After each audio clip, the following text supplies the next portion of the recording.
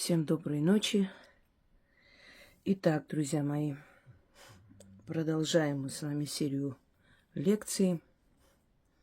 Это лекции, хоть вопрос и ответ, потому что проясняют очень многое.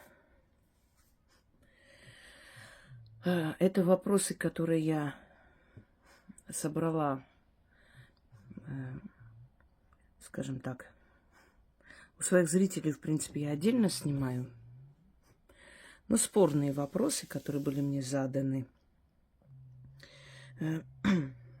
Облаивание так называемых хейтеров на современном языке перевела в вопрос в их зависти и злости, где они, брызгая слюной, пытаются что-то доказать. Так какие-то очертания вопросов вырисовываются. Вот эти очертания вопросов взяла за основу. То есть определенные такие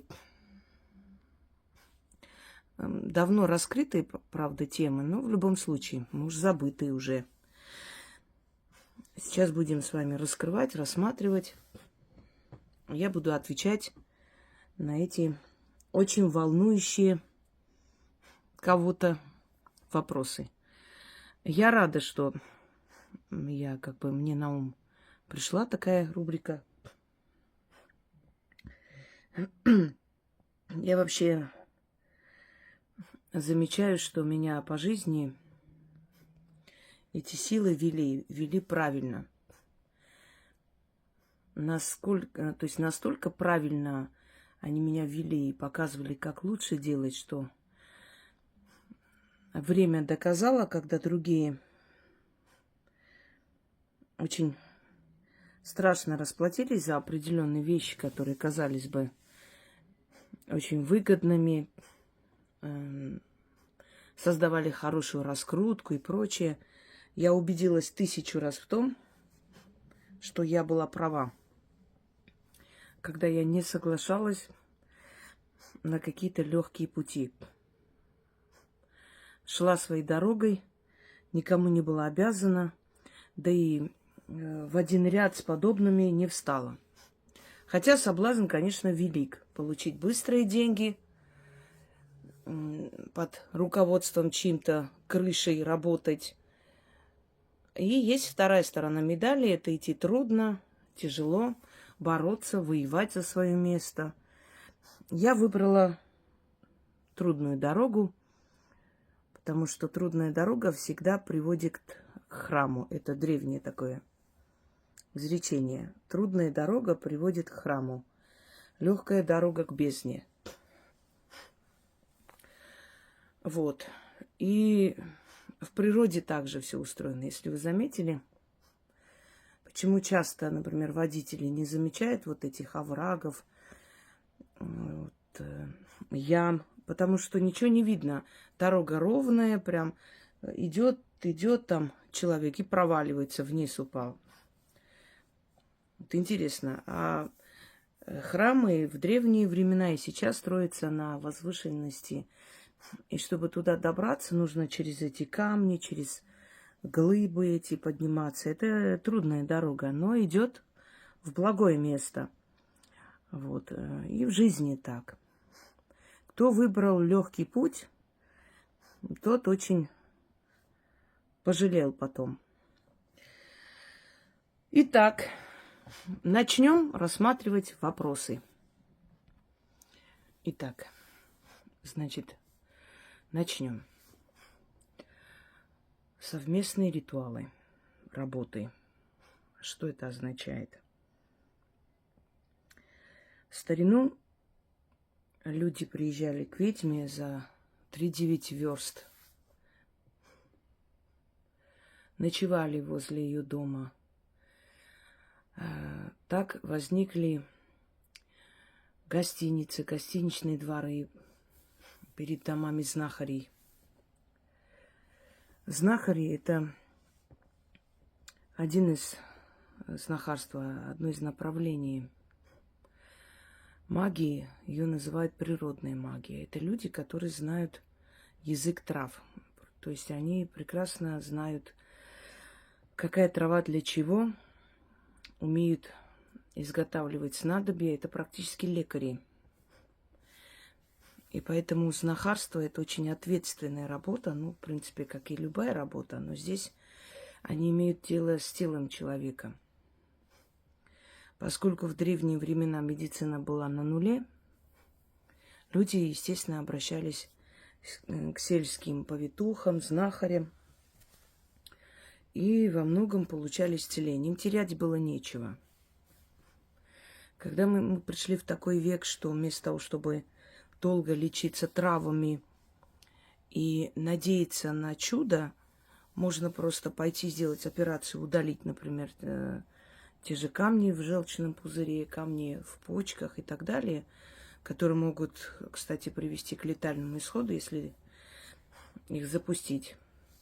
Вот поскольку медицина стала развитой, то уже нет смысла рисковать. И есть уже что терять, в отличие от тех людей, которые жили, скажем, 300-400 лет назад до нас.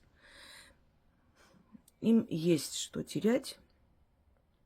Ну и тем людям было что терять. Но имеется в виду, что им деваться было некуда. У них не было выбора. Конечно, и магией возможно помочь больному, но тратится очень много сил, и оно, знаете, не оправдывает себя тем, что игра не стоит свеч. Вот то же самое, как с алкоголиком.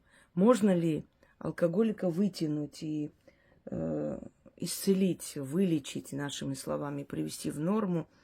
Можно, конечно, но нужно тратить огромное количество сил, потому что человек, который начал пить, он уже, нарушая законы мироздания, я не говорю о людях, которые по праздникам собираются, расслабляются. Я говорю о людях, которые просыпаются с мыслью, где достать выпить, которые выносят из дома, все продают, и душу продают за пол-литра.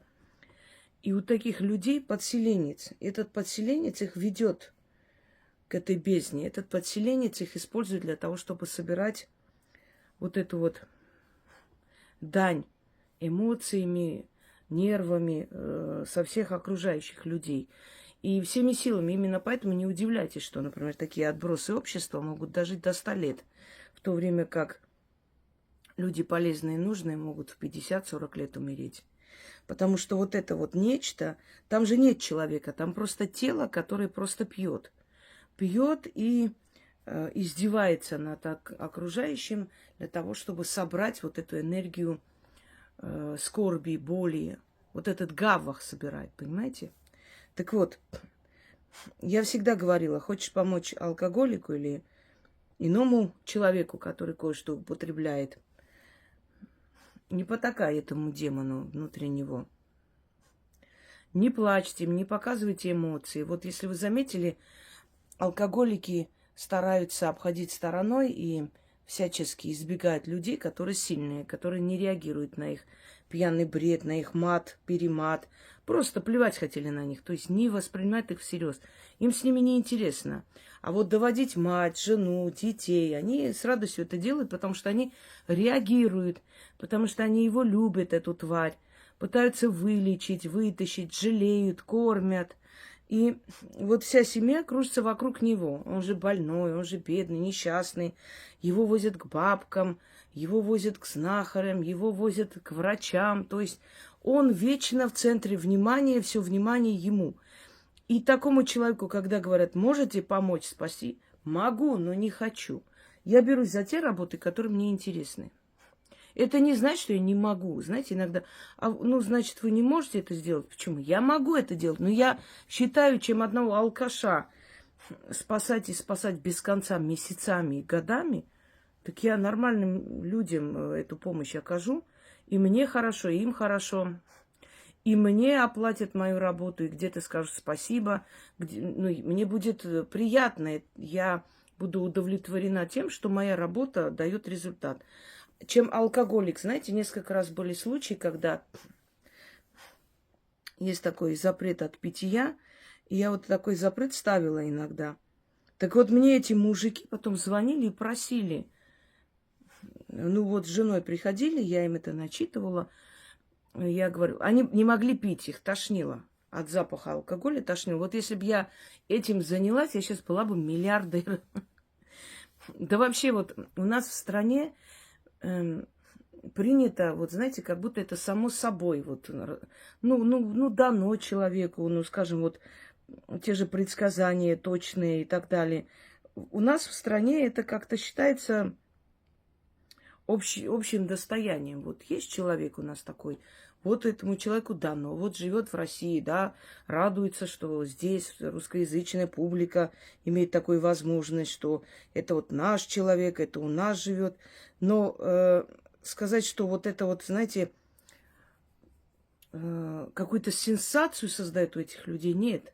Как-то у нас народ это воспринимает спокойно. Вот на Западе таких людей сразу примечают.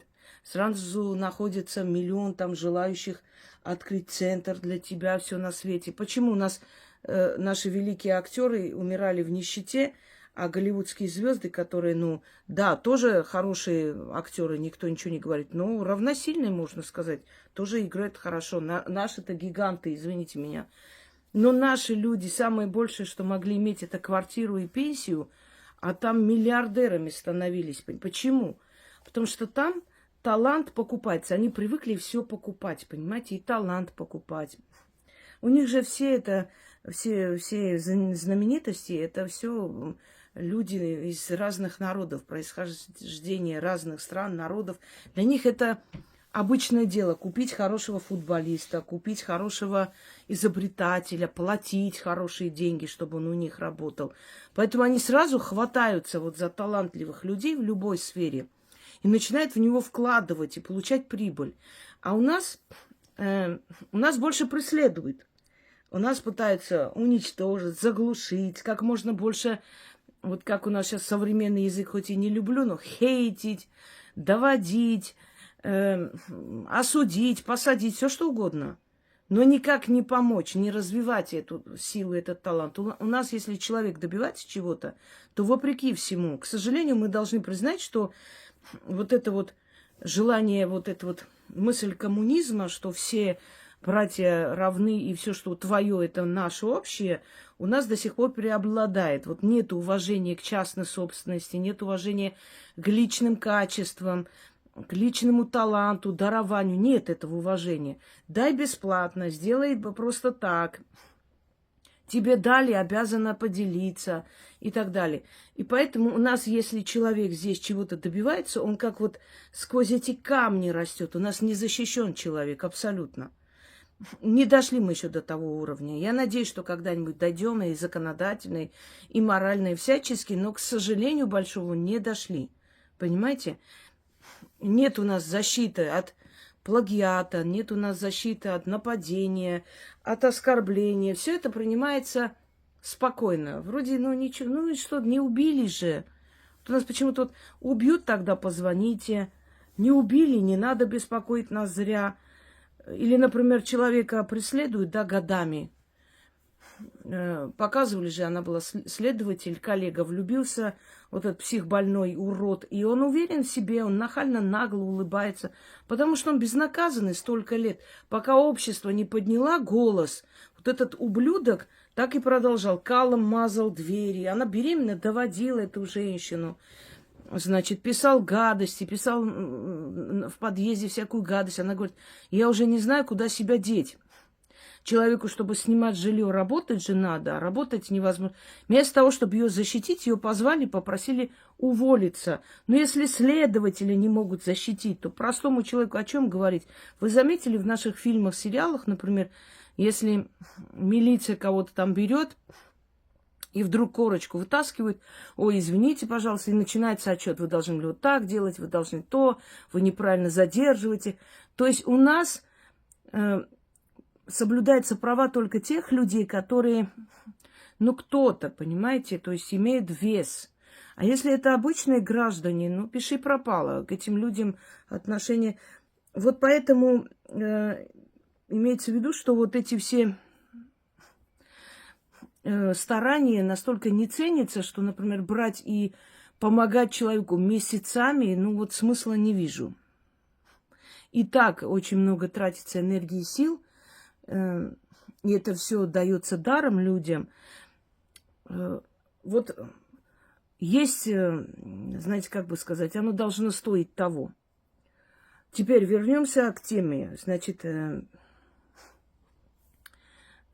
сказали про знахари и так далее. Да, вот знахари, когда исцеляли человека, они давали рекомендации определенные. Значит, дома надо будет потом пить вот столько раз в день эту траву, еще что-то надо будет делать.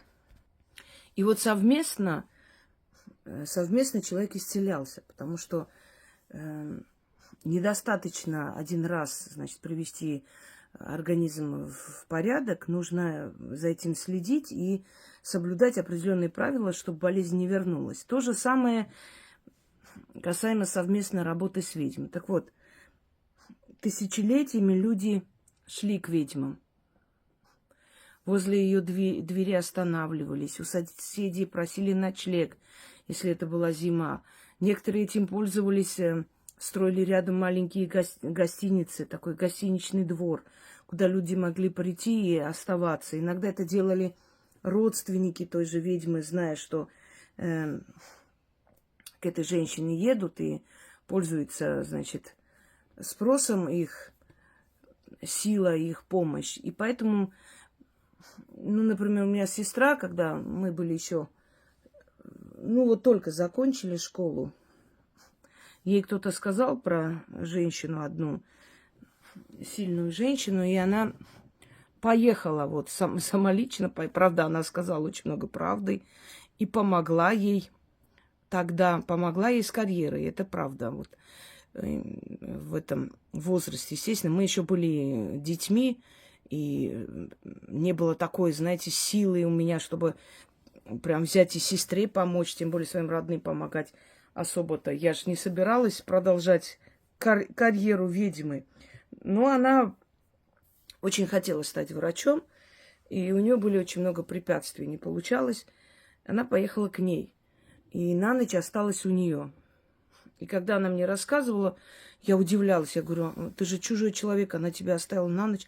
Да, очень хорошая женщина, она мне угощала чай там с вареньем и так далее. И вот ей постелила в комнате, у нее там большой дом. Она осталась, и она ей помогла. Это потом, когда я сама начала практиковать, у меня оставались люди. Я поняла, почему она оставляла, потому что, ну, видела, ну, девочка, тогда не было этих, знаете, такси, любой момент села, поехала. Она побоялась ее отпустить. Решила у себя оставить. Значит, порядочная, хорошая была женщина. И вот ей тоже она сказала, моей сестре, что там надо делать, но сказала, что говорить нельзя. И вот она выходила, что-то начитывала. Я, конечно, не следовала за ней, потому что я понимала подсознательно, что ей надо быть одной. У нее все получилось. Совместно. Для того, чтобы каждый раз не ездить к этому человеку, переписывали или узнавали, или когда не было еще, не существовали письмена, наизусть учили то, что она говорила. Знаете, что самое интересное? Еще в начале прошлого века, когда образование было не настолько, скажем так, распространенной вещью, люди, когда ездили к таким ведьмам, знающим людям, те им давали какие-то заговоры, которые надо будет читать, на воду пить несколько дней, потом. И они говорили, как только вот это вот закончилась эта процедура, поскольку они писать не умели, поэтому они наизусть учили. Как только это все закончилось в их жизни, эта проблема исчезла, у них с головы улетучивался заговор. Вот, потому что им это не нужно было, потому что это была тайная вещь, которая нельзя было всем подряд раскрывать. Скажем так, для их же безопасности. Совместная работа с ведьмой существовала всегда. Просто разные ведьмы по-разному вели. У каждого свой метод работы, понимаете? Нет одинаковых методов и нет одинакового кодекса или какого-то определенного закона, по которому все ведьмы и колдуны должны работать. У каждого свое. Так вот, говорится о том, вот почему я же работаю с человеком, почему человек должен тоже делать какие-то работы. Начнем с того, что денежная сила открывается быстрее и лучше, когда человек сам обращается к богам удачи. Человек сам проклятие своего рода снять не может. Человек сам не может смерть свою остановить, если наведено. Человек не может сам остановить катастрофу в своей жизни. Он может отсрочить это все или, то есть отсрочить немного, выиграть время, либо немного смягчить эти удары, но в любом случае рано или поздно придется идти к ведьме. Когда я даю работы людям, я всегда перед этим объясняю, что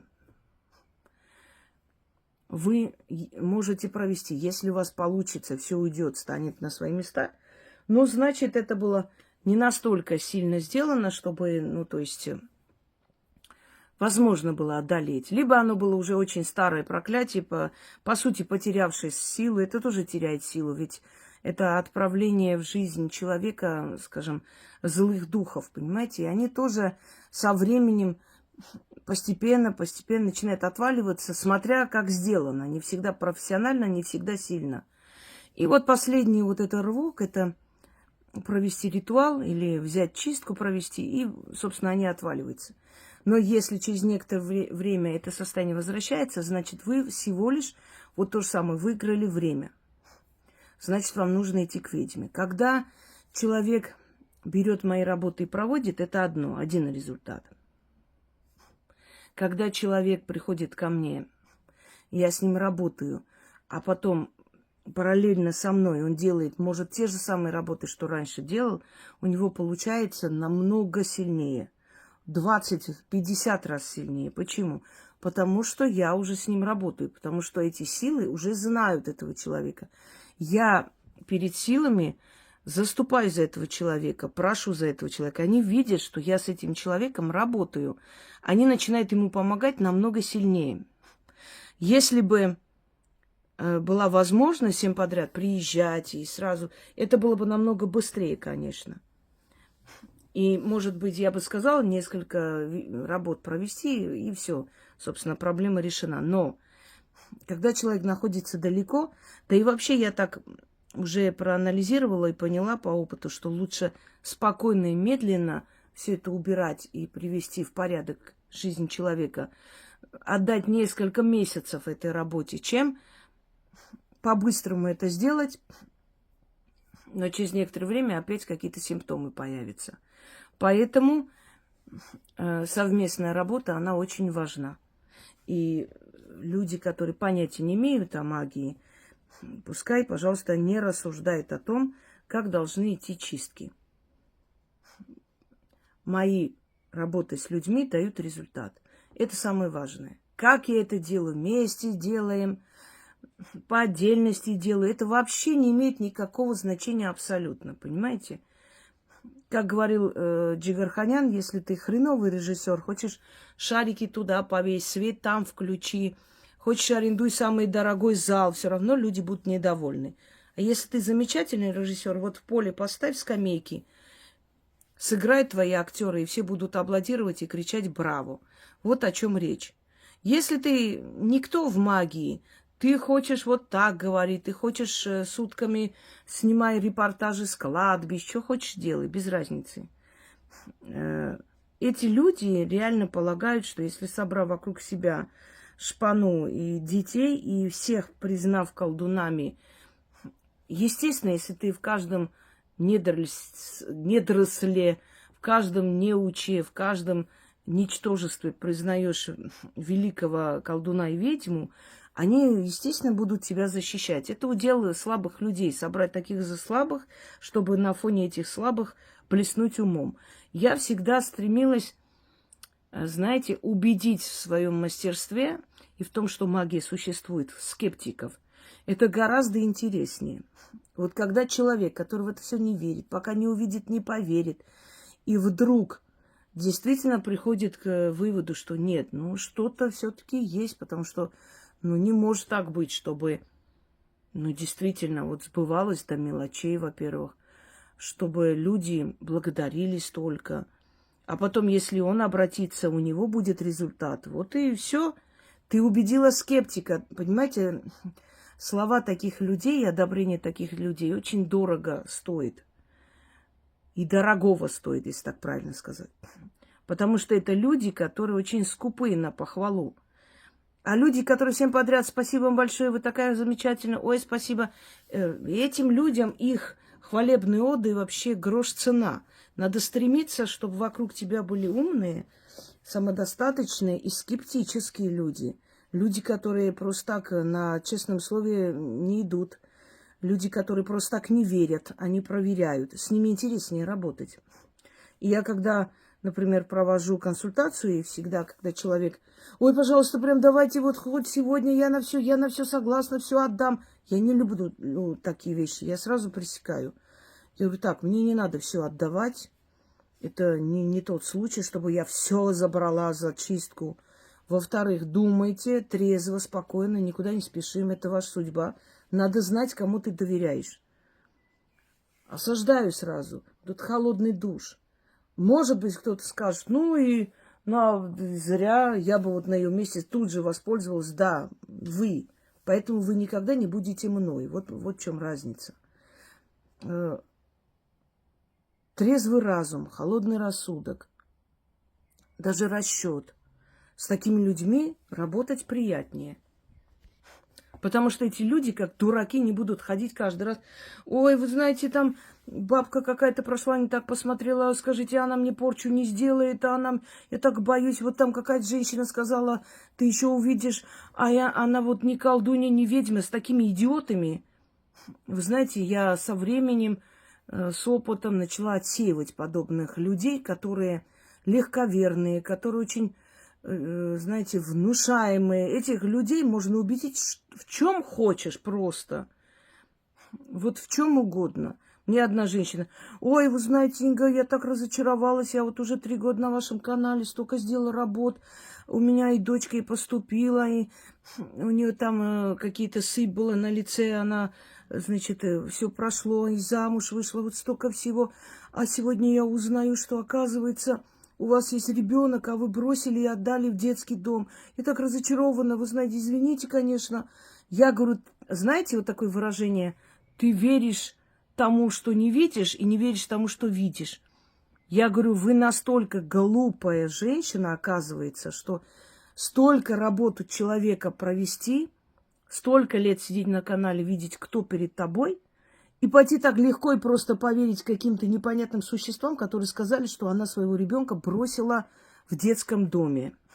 Я говорю: а если я сейчас скажу, что вы там твоих детей бросили в детском доме, сниму ролик, как вы думаете, ваши близкие поверят? Ну, почему должны так говорить? Я говорю: не знаю, вот захотела и сказала, что нельзя. Вот понимаете, то есть столько сделано, как можно легко и просто убедить человека в том, что я плохая. Разве такой человек стоит старания или там каких-то убеждений? Нет. И поэтому я всегда ориентируюсь на людей жестких, которые до последнего не будут верить, пока не увидят, пока не убедятся. Мне с ними интереснее работать. Они не слюнтяи, которые будут бегать из-за каждой ерунды, что а вдруг на меня порчу навели, а посмотрите, пожалуйста, ничего не навели. Это клиенты вот этих аферюк. Они с них сдирают, пользуясь их вот этой вот тупостью, недалекостью, легко и просто с ним вот запугивают. И, ну, то есть их цель — это побольше заработать на таких вот, извините за выражение, что скажу, лохушках. Потому что, ну, нормальная женщина, уже миллион раз было объяснено, что не каждому человеку духи подчиняются, а колдовство не что иное, как подчинение духов. То есть они тебя слушаются и делают, как ты хочешь. И не каждому дано подчинить духов. Это все равно, если каждый человек скажет: да я тоже могу руководить армией, а что здесь сложного? Просто там упал, отжался, побежал, все. А что еще надо, понимаете? Это то же самое. Чтобы тебе подчинялись, у тебя должен быть армейский статус. Чтобы тебе подчинялись батальоны и армии, ты должен быть генералом, маршалом. А этого статуса надо добиться. Вот о чем речь. Вот то же самое в магии, во всех профессиях. Чтобы тебе подчинялись младшие хирурги там, или там медсестры и делали во время операции то, что ты им говоришь, ты должен быть заслуженный врач. Понимаете? Ты должен быть доктор со степенью, с опытом. А до этого надо дойти. Если уборщица придет и будет командовать во время операции, ее выкинуть с этого кабинета. Разве не так? То же самое в магии. Почему вам кажется, что каждая баба, которая может книгу купить, сможет себе подчинить эти духи и заставить работать для себя? Поэтому я уже устала объяснять, что не все вокруг ведьмы и колдуны. Да, есть сглаз. Да, можно что-то начитать, и какие-то темные духи могут прийти в вашу жизнь, если человек очень отрицательный. Но это не значит, что они разруху принесут. Вот если закажут у профессионала, тогда намного страшнее, конечно. Если вы что-то сделали, человек вас проклял, и вы заслужили это проклятие, может случиться, потому что это уже вселенская справедливость вступает в игру, а не какие-то там порчи и проклятия, понимаете? Объясняешь, через некоторое время, ой, вы знаете, вот это мне одна женщина сказала, вот я так боюсь, а вот она мне не сделает порчу. Ой, я говорю, вот я просто смотрю, я думала, ты умный человек, я уже столько лет там пишешь мне, помощь просишь, я тебе помогаю. А ты дура, и оказывается, как там в этом фильме. Да ты дура, как я погляжу. Понимаете, поэтому люди, которые стремятся такую дешевую публику вокруг себя собрать, и они думают, что от этой публики будет толк, от этой публики толку никакого нет. Ни в материальном плане отдачи нет оттуда, ни в моральном плане, ни в плане защиты, чтобы они два слова за тебя сказали. Они сразу убегут при первой же трудности, сбегут. Никак. Поэтому надо стремиться вокруг себя собирать умных людей, которые не раболепствуют, не жополизничают, которые вот не просто так верят всему. С ними интереснее их переубедить и доказать, что да, есть магия, намного приятнее, поверьте мне. Итак, пойдемте дальше. Ритуалы для всех, которые очень сильно мешают магуйкам зарабатывать свои денежки. Раньше люди платили за воздух, теперь люди стали требовательнее. Теперь люди начали говорить, а вот ясновидение у вас есть, а вот Хусроева говорит, что надо ясновидеть сначала, видеть подробность твоей жизни. А вы можете про мою жизнь что-то сказать, чтобы я убедилась, что вы видите? Это их бесит, выводит, да. А вы можете дать работу и нам тоже? Это их бесит. За воздух они не могут уже получить деньги. Теперь на все случаи жизни даны работы, которые можно провести и получить результат. Это называется бытовая магия, это называется поклонение. Во все древние времена люди приходили к богам, просили и получали. Но как правильно сделать тот или иной ритуал, как правильно просить, как соблюдать церемониал, называется, и в религиях это есть. Не каждый залезет к алтарю, пойдет и будет там что-то читать, правда? Люди это делают, вот совместное, скажем, славление, совместно там праздник или что-то, молитву, совместный молебен. Кто-то руководит этим процессом. Кто? Священник. Он руководит этим процессом. Он объясняет, как надо делать, каким образом, как правильно. В церкви же вы не видите там из пластмассы иконы. Они же из дорогих камней. Они старинные, значит, на каком-то дорогом материале, с серебром сшито сверху, золотом и так далее. Вот имеется в виду, что у каждой религии, у каждого направления, у каждой философии, у каждого эгрегора есть свои правила. И кто-то эти правила установил, и кто-то это соблюдает. Когда приходит ребенка крестить, почему не взять ребенка, не окунуть в эту бочку самим родителям, денег не дать, ничего, просто сделали несколько раз, начитали что-нибудь и пошли. Кто-то же это делает, руководит этим процессом. Так вот, это всегда было издревле, и перешло это в религии мира. Это значит, что кто-то служит и объясняет тебе, как правильно надо делать, что надо делать. Человек профессионал этого дела. Ты не можешь знать это. И имеешь право не знать, потому что ты же не служишь в храме, а он служит, и он знает. Он священник. А до священников были жрецы, которые точно так же. Человек пришел, и они говорили, вот сделай так, принеси тому-то Богу такой-то откуп, такой-то день приходи, утром или вечером приходи. Говорили, что там надо делать. Вот это окропи, это дома поставь у себя, это ставь у себя дома. И каждое утро, значит, на воду что-то читай, пей, потом это принесешь обратно в храм и так далее. Учили, как надо делать, чтобы все получалось. Это я раскрываю в своей лекции, значит, лицензия от богов. Откройте, слушайте. Поэтому ритуалы для всех – это не что иное, как служение, которое перешло в бытовую магию. Просить у этих сил и получить. Нужен ребенок, просят ребенка, рожают ребенка, откупаются, благодарят. Нужен дом, просят дом. Накапливается на дом, получают дом, благодарят, откупаются. Но они не служат. Служу я. Потому что это моя жизнь, это мое призвание, и я всю жизнь буду служить этим силам.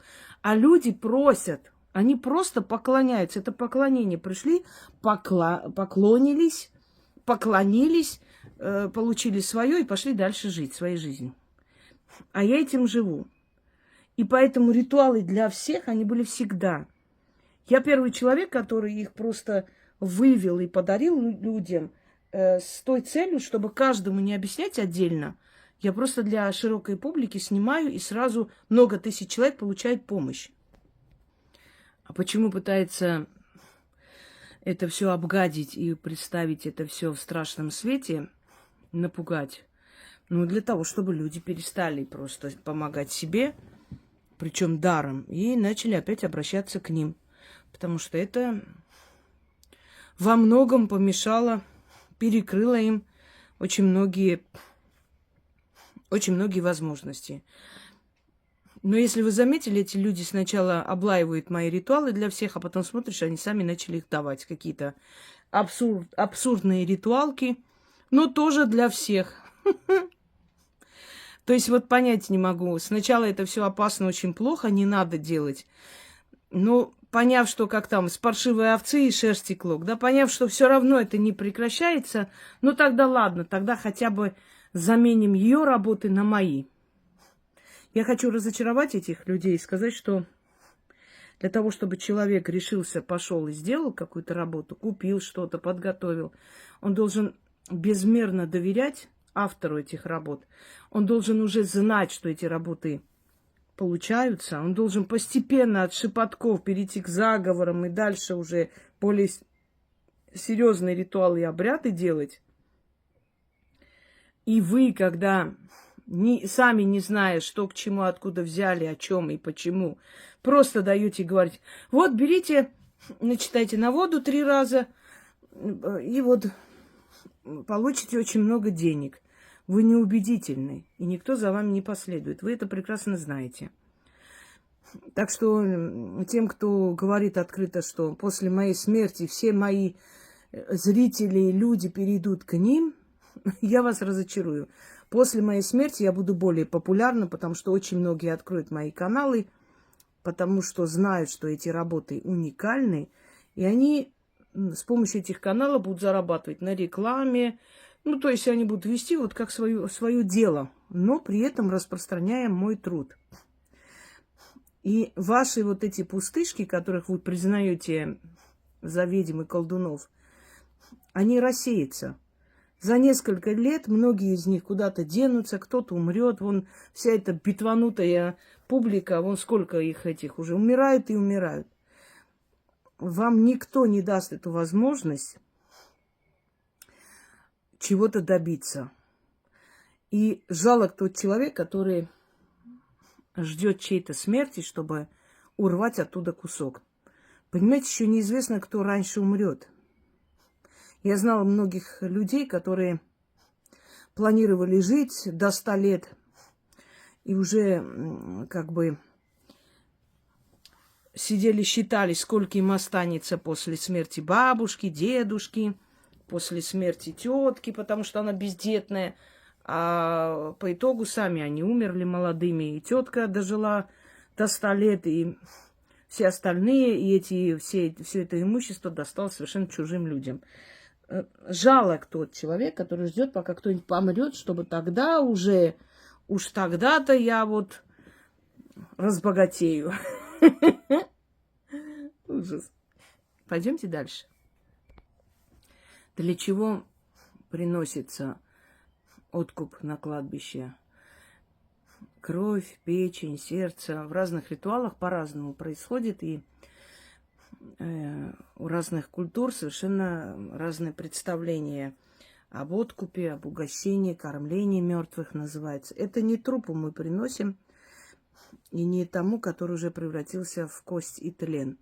Мы приносим, как правило, духам кладбища, потому что они забирают отчасти энергию. Когда вы идете на кладбище, вы ходите оттуда выжатые, всегда уставшие. Даже если вы ничего особо не сделали, но пришли, там зажгли свечу, ну, может, там, не знаю, цветы посадили, ну, всего-то минут 15-20 побыли, и выходите прям выжатые, уставшие.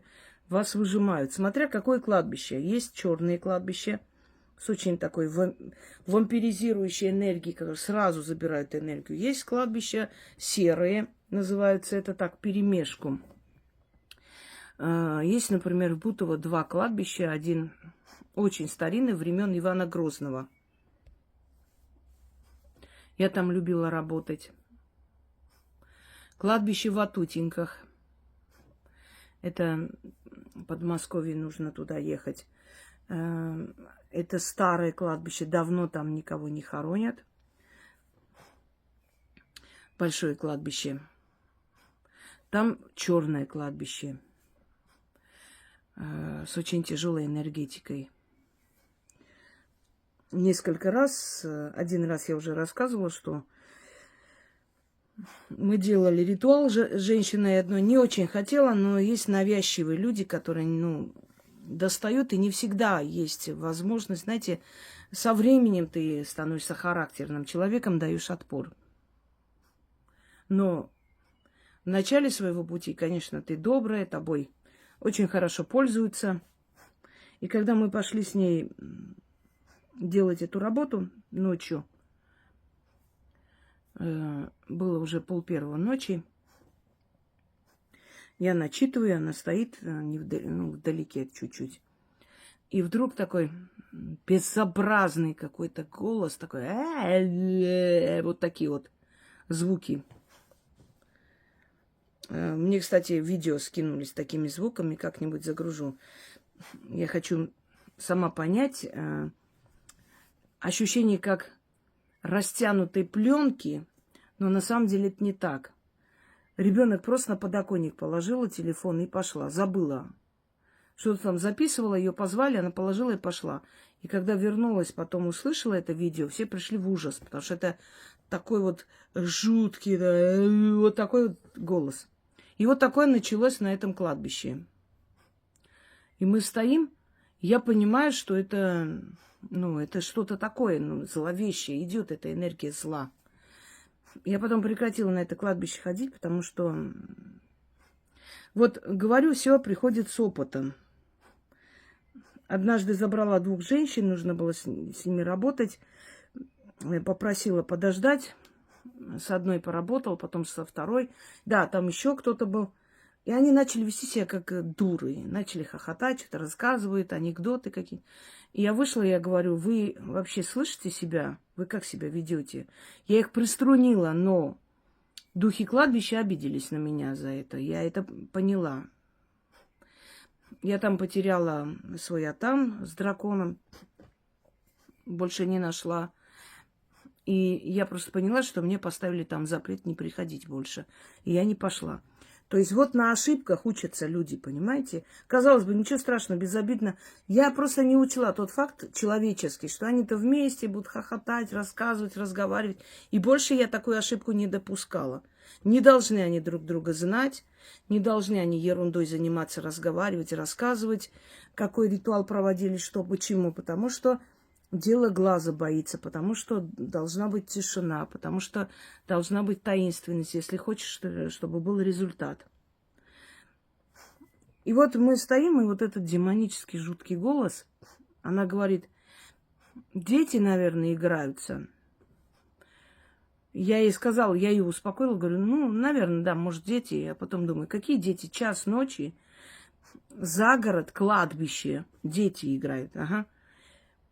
И потом, когда мы уезжали, я говорю, понимаете, я это поняла как нежелание этих сил делать то, что вы у меня просите. Получилось все, он пришел, они поговорили.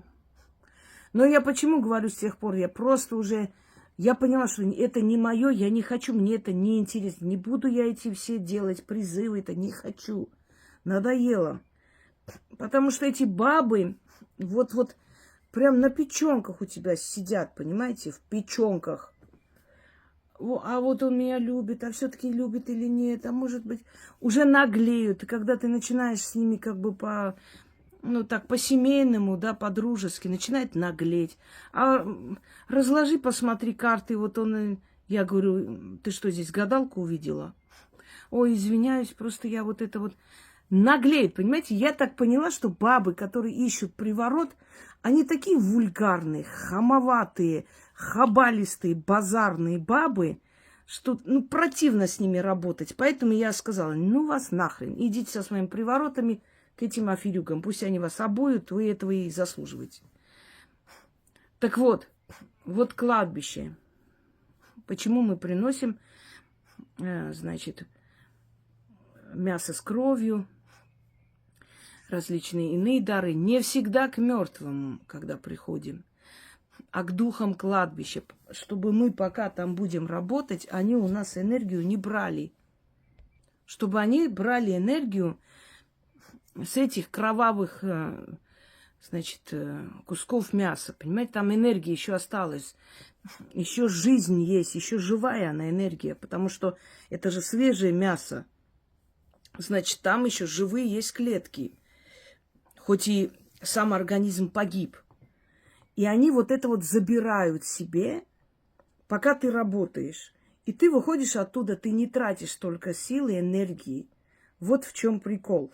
Как некоторые не понимают, о чем речь. Так на современный сленг переведу. А клубнику и малину туда носить, это смешно. Это обыкновенная энергия. Это, энергия трав, можно сказать, практически одинаковая энергия, поскольку это все-таки с земли растет. Да, вот этой энергией ты их не удивишь и не насытишь. Другое дело, если там, например, ваш друг там или близкий человек, вы знаете, что он при жизни любил клубнику или малину или что-то еще, и приносите ему для его души. Это другой вопрос. Мы сейчас не об этом говорим. Так что вот такие вот кровавые жертвы, в виде уже зарезанных животных, да, и части их тел, когда мы приносим, оставляем, если еще и для ритуала нужно, точно так же мы им отдаем эту энергию для того, чтобы они не гневались, что мы на кладбище что-то попросили. Это взаимообмен, энергообмен, понимаете? Вы обязаны откупиться. Вот вы пришли к кладбищу, попросили защиту, попросили что-то такое, попросили у погостного духа, у погостника, чтобы он помог в каком-то деле. И вы должны откупиться. Вы кидаете туда сердце свиньи или говяжье сердце, кладете туда, если заходите на перекресток, печень. Они забирают эту энергию взамен на то, что ты попросила, и они это сделают. Вот о чем речь. Это плата, это откуп. И он должен быть. И он должен быть прям вот настоящий откуп, энергетически насыщенный откуп. Вот он. Теперь поговорим с вами про мосты отступления. Некоторые товарищи, которые специализируются на, как они говорят, на всяких приворотах и присушках, Они говорят, что это очень безопасно, ну, как цыгане, да? Белый приворот через матушку Богородицу. Ну, мы об этом уже говорили, у меня лекция есть приворот. И вот мосты отступления существуют. В любой момент можно все это обратно сделать. Не бойтесь, если передумаете, все хорошо будет. Хочу вам сказать, что поскольку любой приворот – это порча, а порча происходит, когда призывает темные силы, даже не очень профессиональный человек может попортить вам жизнь, делая якобы вам безопасные привороты. И вот эти силы, когда приходят, когда вселяются в этого человека, когда он становится одержимый, больной, сумасшедший, психбольной, нищий, пьющий и так далее, ты уже ничего не сделаешь. Снять приворот можно, конечно, но кто пойдет снимет приворот на свою голову? Вот ты сделал приворот мужику, мужик пришел, он тебя бьет смертным боем, ты убегаешь, прячешься, он грозится тебя зарубить топором, ходит за тобой. И вдруг ты решила, как некоторые особи человеческого разлива тебя убедили, что можно сделать отступление. И ты думаешь: ой, Господи, давай я отступление, что ли, сделаю, чтобы он отстал. Пожалуйста, верните все обратно. Эти силы тебе не это тебе не это. А это не детский сад, это не ясельная группа. Это очень древние вот такие силы, знаете, духи-вампиры, которые вцепляются в человека. И если это, знаете, как все равно, как на кого-то навести порчу, а потом пойти сказать: снимите, пожалуйста, порчу, на меня обратно отправьте все, что я этому человеку сделала.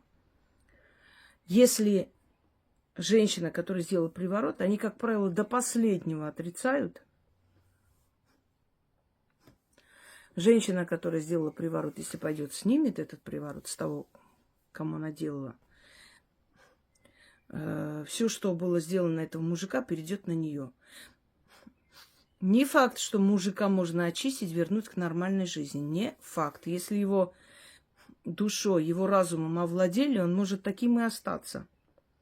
Это грозит импотенцией, это грозит безумием, алкоголизмом и много чем еще. Если кто-то другой снимет, то есть шанс вернуть этого человека к жизни. Если снимут, если не опоздают, потому что это тоже от сроков зависит. Значит, мосты отступления – это миф. Невозможно, это тебе не собаки, чтобы отозвать их обратно. Даже собак не всегда хозяин может отозвать или оторвать от жертвы, когда они вцепились в него, понимаете? Приходится этих собак отстреливать, чтобы они отстали, вот до такой степени. А здесь духи, древние духи, которые призываются, и так легко и просто их натравить и отозвать, как будто это твои, не знаю, соседи. Этого невозможно делать. Поэтому нету никаких мостов отступления в ритуалах. Ты попросил, они уже пришли, и они уже делают. Если делается поэтапно порча на человека, и он извинился, попросил прощения, вот ты вначале бьешь по его финансам, ему стало плохо, у него остановился финансовый поток, он начал меньше зарабатывать, испугался, пришел, извинился, все. Ты можешь дальше не продолжать, потому что любая порча делается поэтапно. Одним махом не забирают все подряд и все уничтожают. Это трудно, это энергоемкая работа. Поэтому и всегда до последнего пытаемся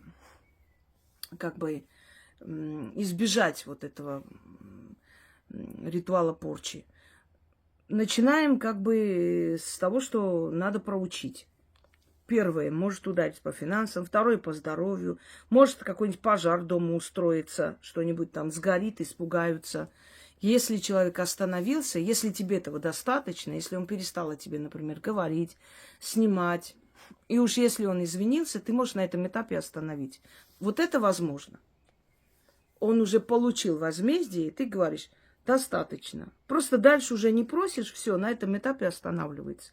Но если ты сделала смертную порчу, я помню, как некоторые магуи сначала друг на друга смертную порчу сделали, потом объединились против меня. Я думаю, интересно, а где ваши смертные порчи-то? Куда они ушли?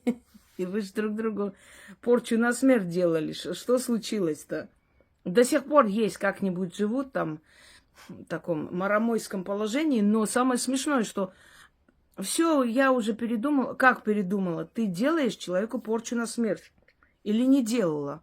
Или трындела просто. Почему я говорю? Потому что это из той категории 7 раз отмерь, 1 раз отрежь. Настолько надо просто вот действительно обдумать до мельчайших деталей. Ты должна 100% быть уверена, что все, к этому человеку нет ни возврата, ни разговора с ним, ни общения больше не будет. Потому что если ты делаешь, если ты начнешь жалеть, все, что ты сделала, обрушится на твою голову.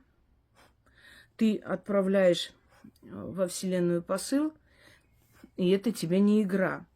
И поэтому, когда люди друг другу порчу сделали, якобы смертную, показали перед камерой, а потом подружились обратно, либо эти люди понятия не имеют, что такое магия, либо они играли, ерундой занимались, потому что порчу отозвать невозможно. Никак. Ни приворот невозможно отозвать, уже сделанный, ни порчу, ничего. Никаких мостов отступлений не существует. Но существует одно. Если поэтапно делаешь, и человек, например, говорит, вы знаете, вот он пришел, все, мне этого достаточно. Я поговорила с ним, поняла, что это не тот человек. Больше не продолжать. И это другой вопрос. Если ты делаешь, видите, как подсказку дала, сейчас они побегут, как раз это и скажут. Вот мы когда делаем поэтапно, это же мы одно делаем, второе. Они все повторяют за мной просто. Но все орут, что они это и так знали. Ужасно. Есть такой грузинский мультик. Называется «Кот и лев». Жаль, что перевода нет. Это старый мультик 60-х годов. Ну, я же знаю грузинский язык, я слушаю с удовольствием. И там как раз мои любимые актеры озвучивают.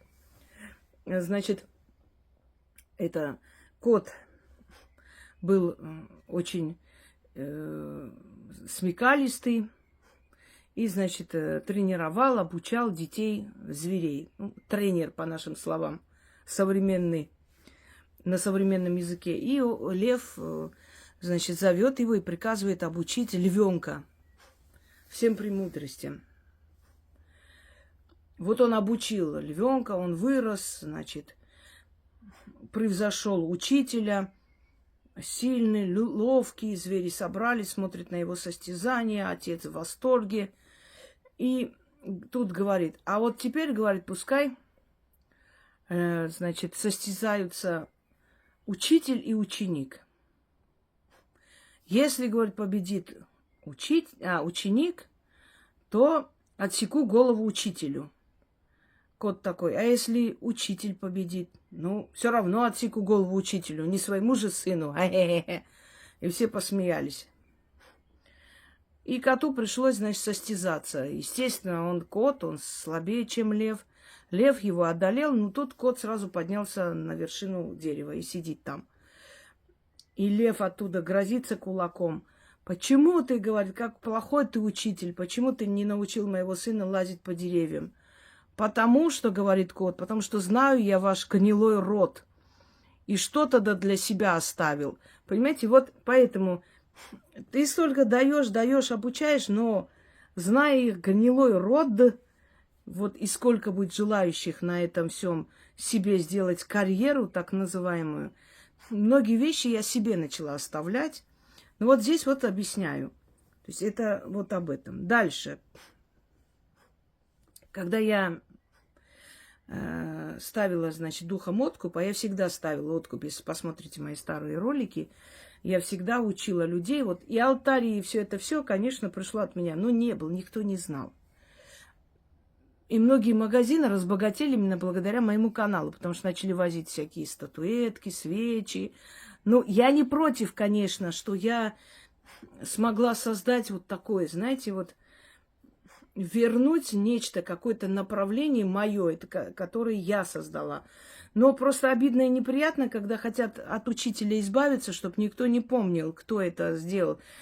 Человечество, к большому сожалению, еще не способно ценить труд человека. Они способны забрать у тебя, а тебя уничтожить, чтобы тебя не было, чтобы никто не помнил, откуда это пришло. Так вот, естественно, если откроете, у меня все мои алтари изначально еще в Москве очень много там и фрукты, и овощи, цветы. Это всегда, я говорила, что это все энергия, это все следует жертвовать богам. И это жертвовали в древние времена и жертвуют сейчас. И вот, значит, товарищи хейтеры увидели орехи. Ой, у духов же нету этой открывашки, в общем, этой фигни, которым орехи надо. Но духи же не сидят и хрумкают это все. Представляете, какие примитивные, такой ерунда. Духи же не кушают его, не раскрывают эти орехи и не чавкают. Они забирают энергию. Орех – это природный, то есть природный откуп, фрукт, имеющий силу земли, энергию земли. И поэтому орех можно и в скорлупе положить. Когда я говорю развернуть шоколад и конфет, если бы шоколадки были в скорлупе природной, можно было не разворачивать. Но поскольку это уже искусственное, это уже пластик, это там вот, то есть разворачивая фантики-то не природные, и шоколад создан человеком, но он сделан из биологических материалов, понимаете?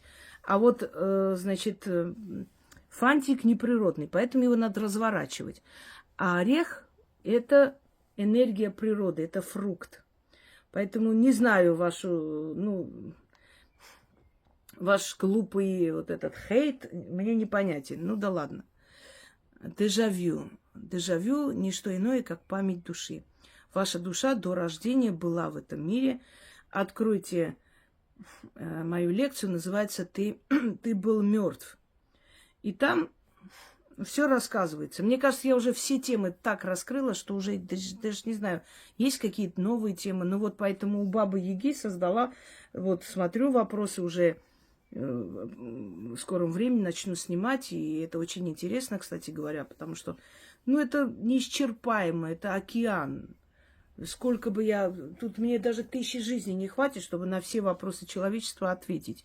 Как говорил Омар Хайям, наши мудрецы так и не нашли секрет мироздания. После них пришли другие мудрецы, опять искали этот секрет. Они ушли, легли спокойно спать. Придут еще другие, они тоже уйдут спать. И так мы и будем искать секрет мироздания. Вот то же самое. До конца мы не проясним. Все, что это мной сделано, это капля в море, капля в океане всемирного разума и всемирной информации, поэтому всегда, ну вот, до конца моей жизни есть темы для обсуждений и будут. Они не закончатся. Значит, вот дежавю – это память души. Поскольку мы, когда сюда отправляемся, она не стирается, память души, она направляется куда-то в подсознание, закрывается. Но время от времени выскакивает эта память. Вот вам кажется... А это место я знаю. Вы даже если, например, родились в одной стране, переехали в другую страну, у вас чувство, что вы эти места знаете, и вы здесь были. Ну, как вы могли здесь быть? Или по телевизору увидеть что-нибудь, и вас, знаете, как торкнуло. Подождите, я не могла там быть, а почему я знаю это место? Потому что до рождения ваша душа приходила и здесь гуляла. Может быть, о вашей душе где-нибудь летописец какой-нибудь написал, что видел призрака, вас за призрака принял, кто его знает. А поскольку душа приходит один раз, никакого перерождения нет, и об этом я объясняю в своей лекции «Реинкарнация. Миф». Откройте и послушайте. Там по полкам все разложено.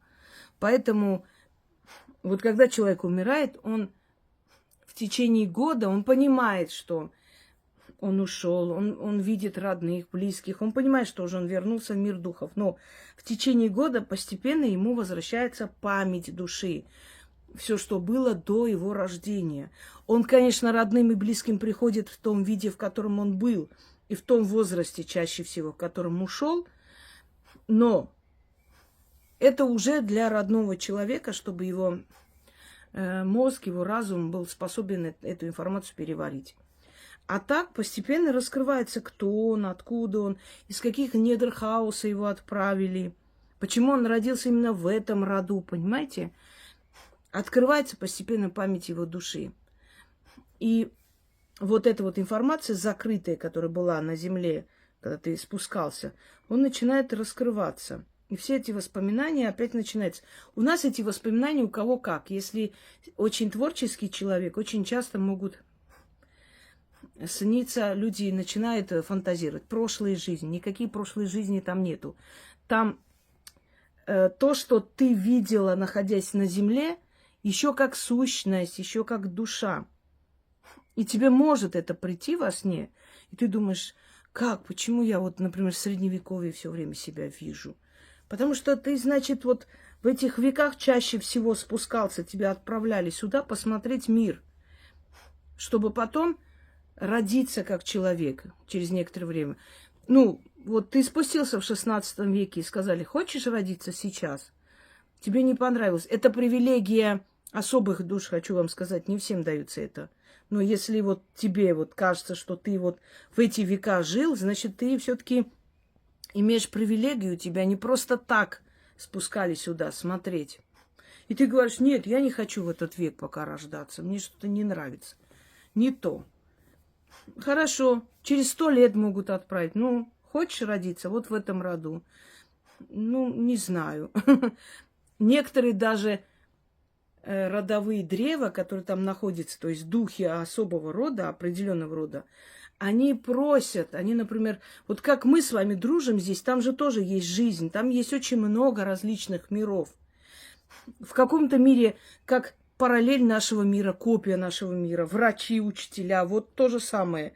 В каком-то мире совершенно духовное, в каком-то мире какое-то пространство раскрыто, в каком-то мире тот самый Ирий, рай, где просто наслаждаются души. Ну, каждого свое место отправляют. Но, значит,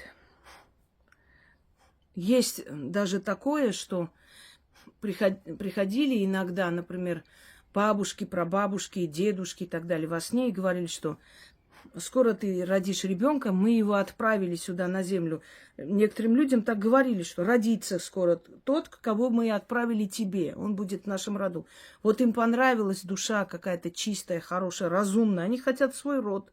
Каждый род заинтересован, чтобы его продолжение было на земле, и постоянно шла энергия туда, отсюда, понимаете? И чтобы души, которые выбираются для этого рода, были самые лучшие. Если род имеет привилегию, если род сделал очень много хорошего, очень много помог, очень много благотворительных дел творил, то ему дает право выбирать душу, которая будет рождаться в их роду. И вот они могут тоже отправить, могут тебя попросить, сказать, родись в нашем роду, ты нам нравишься, ты хорошая. Вот родись в нашем роду, поживи там, потом придешь обратно к нам. Мы хотим, чтобы у нашего рода был такой человек, рожденный там с твоими качествами. Понимаете? И вот ты соглашаешься, идешь и рождаешься в этом роду. Вот так происходит иногда. По-разному, там очень много различных возможностей. Дальше. Много ритуалов. Зачем много ритуалов? Вот смотрите, когда ты заходишь в ресторан, а в ресторане есть только одно меню. Там кисель и гамбургер. У кого-то ожирение, ему нельзя есть. У кого-то аллергия на сыр. Там есть гамбургеры там, с сыром или с чизбургером, не знаю, в общем.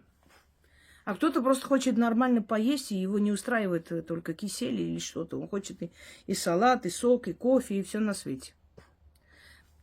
Вот он зашел, кушайте, пожалуйста. Ой, не хочу. А у вас есть что-нибудь другое? Нет, нельзя, только вот это надо есть. не подходит человеку. Он ушел голодный. Сравнение, может, не очень, но пришел человек.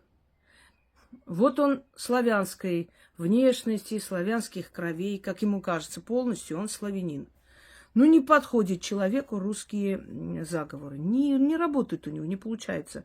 Хоть он и делает все, что положено, но не подходит. Я вам хочу сказать, что есть девушка из Израиля. Вот ее самый любимый заговор вуду. Для удачи, для победы она делает вуду. Часто обращается к силам вуду. Давно, кстати, не делали, надо еще. У нее все получается. Она и сегодня мне написала: огромное спасибо, у меня получилось.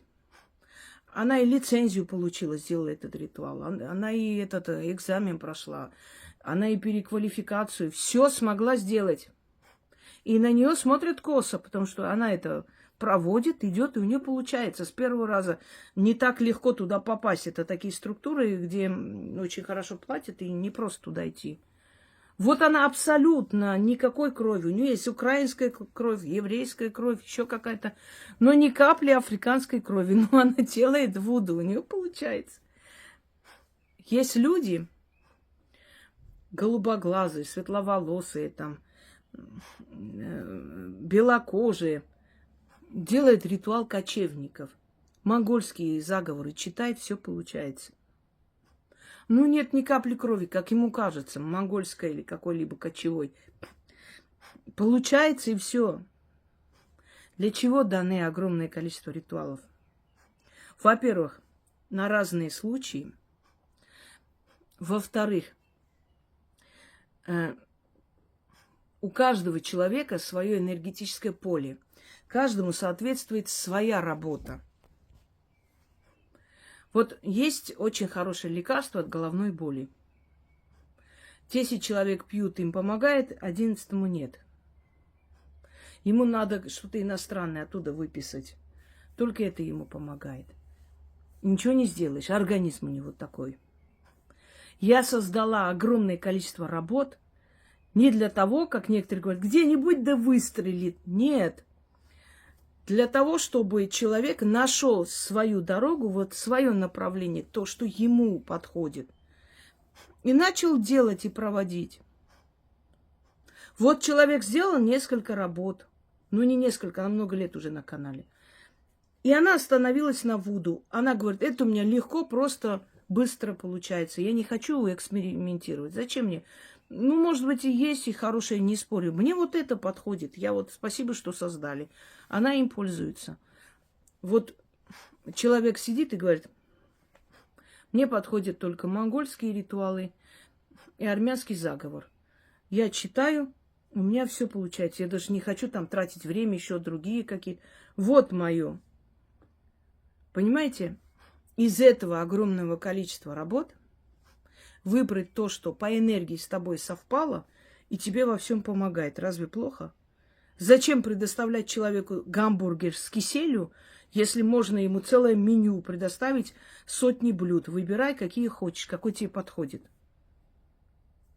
Мы в жизни так, когда мы идем в какой-нибудь ресторан любимый, мы чаще всего заказываем те блюда, которые часто заказываем. Они уже знают нас, например. Ой, вам заказать вот это, вот это, вот это, да? Я говорю, да. Все, записал, пошел. Знает, что ты это ешь. Ну, не экспериментируешь, не нравится. Ну, ты попробовала разные блюда. Не то. Вот эти хочу всегда. Потому что оно мне нравится. Я для этого прихожу сюда. То же самое. Вот поэтому и создано большое количество работ. Во-первых, для разных случаев. Ведь если тебе нужно выиграть суд, ты же не сделаешь от головной боли, правда? Тебе нужен ритуал от суда. Если тебе нужен на карьерный рост, ты же не сделаешь от костных болезней. Ну, вот как еще? Если тебе нужно привлечь деньги, ты же не сделаешь на рост волос. Естественно, на все нужны свои работы. Это во-первых. И разные культуры. Я приучаю людей уважать, любить разные культуры, разные этносы, что мы все люди. У нас у всех и радость, и горе одинаково чувствуется, неважно какой ты национальности. И у нас есть общие корни человечества. В далеком, очень далеком прошлом Общие корни у нас имеются. Мы не упали с Луны, мы с общих корней пошли. Просто какие-то роды развились сильнее, какие-то так себе. В ком-то больше свирепости, в ком-то больше авантюризма, в ком-то больше интеллекта и силы, понимаете, и так далее. У каждого народа своя характеристика, но мы все люди.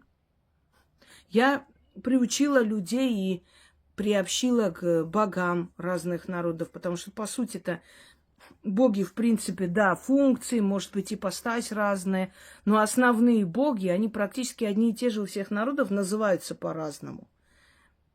Но боги любят, когда к ним приходят поклоняться по-разному.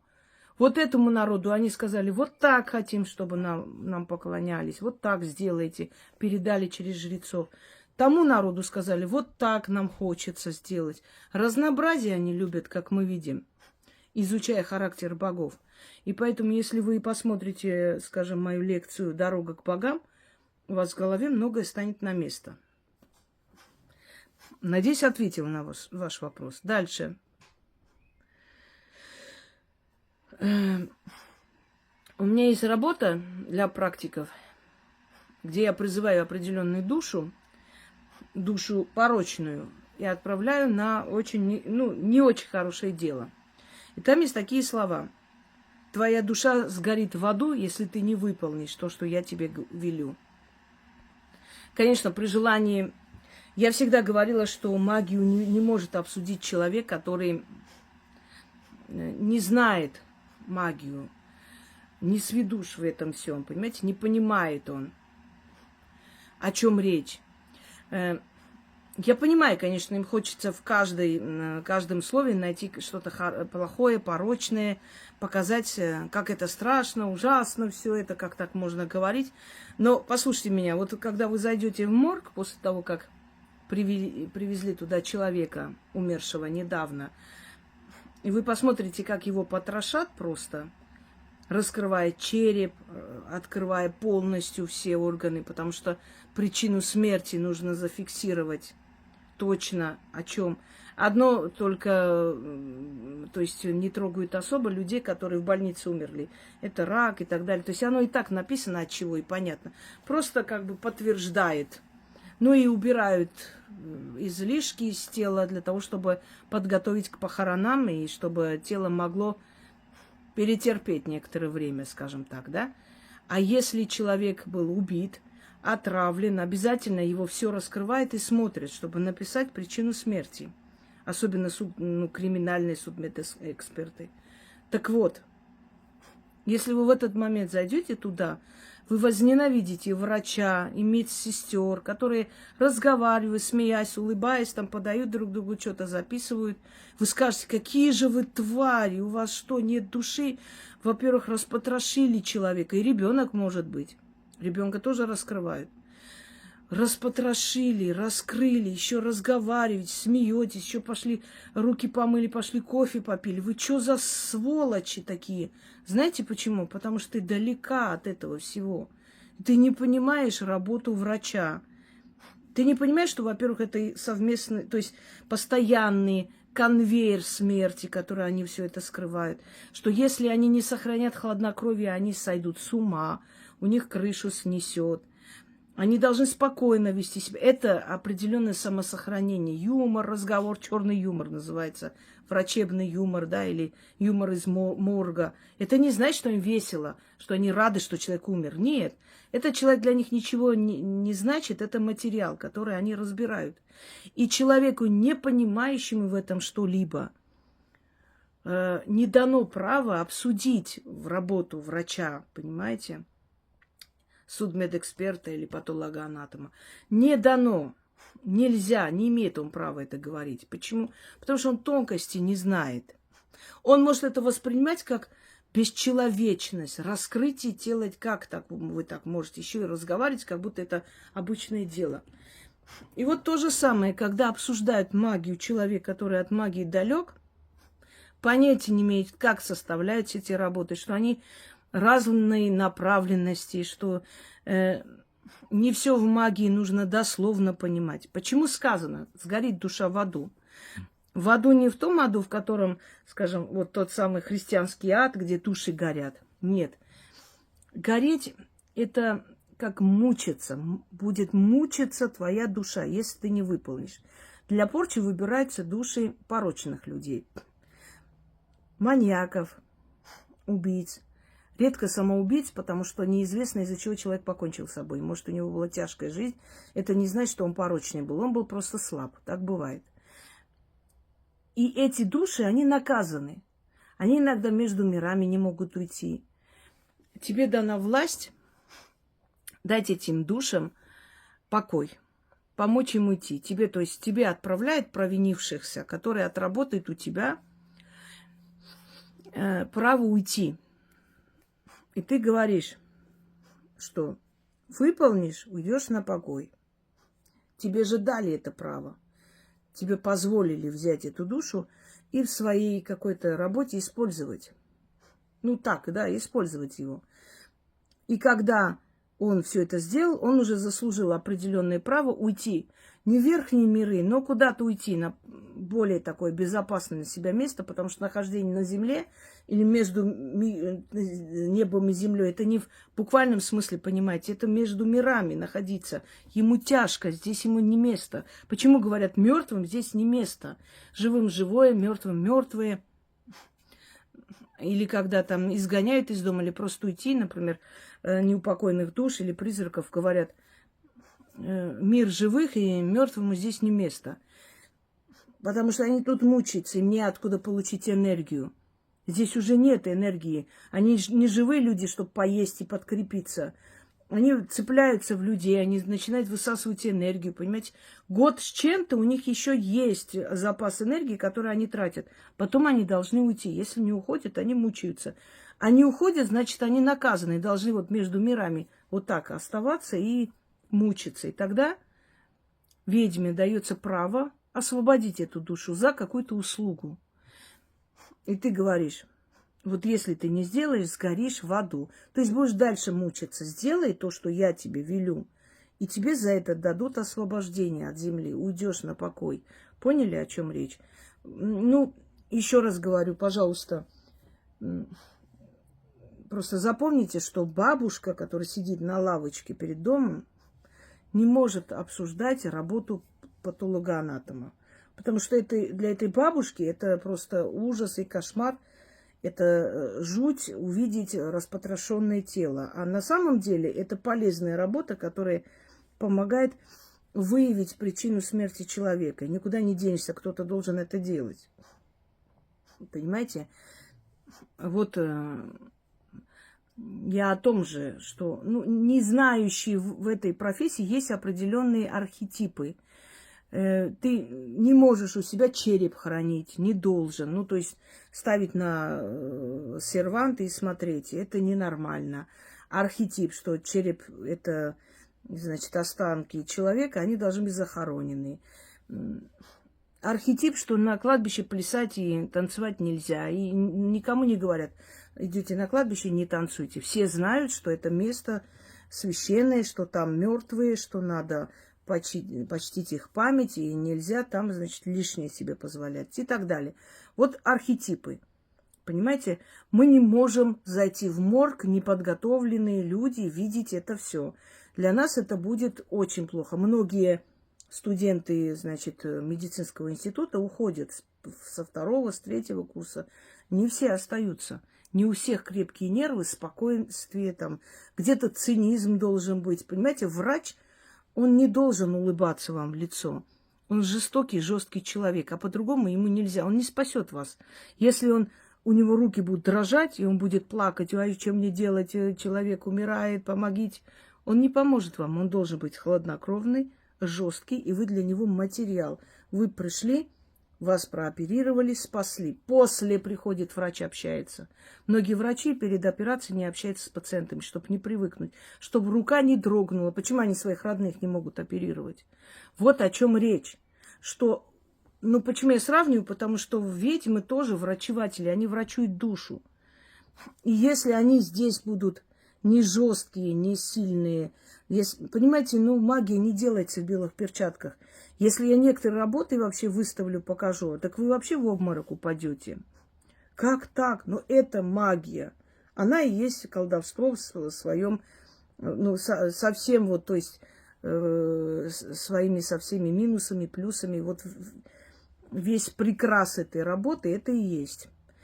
И когда человек, не понимающий в этом всем, пытается это выставить как надругательство над мертвым, неуважение к духам, вы идиоты.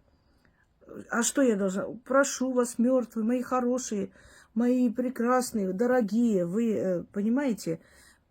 Это ханжество, и она рассчитана на недалеких людей, которые охают, ахают. Ой, да, вот как можно так делать? Это же вот это все. То же самое, давайте, идите, заходите в морг, когда раскрывают человека.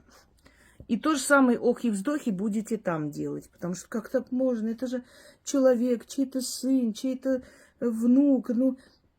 Вы его разорвали, раскрыли. А это работа, это нужно, необходимость. Это нужно делать и вообще. Понимаете, то же самое. Пойдемте далее. Значит, дальше. Бездна.